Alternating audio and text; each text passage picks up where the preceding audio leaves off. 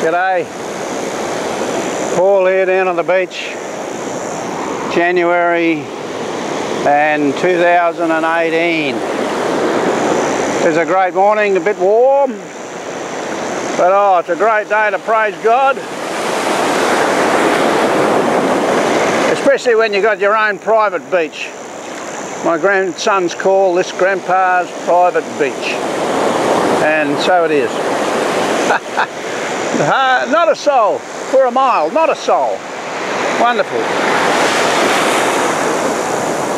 But I'm here to praise God, give thanks to Him. He's a mighty God, and proclaim Him as Lord of all. You know, God is the Lord of creation. We are blessed with such a mighty God. Hallelujah.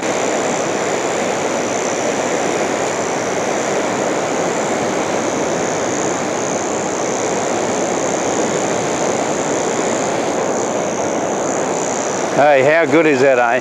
Haven't we got a great God? Gives us such a beautiful beach and gives us a gorgeous day. You have a great day. We'll talk to you soon. See you later.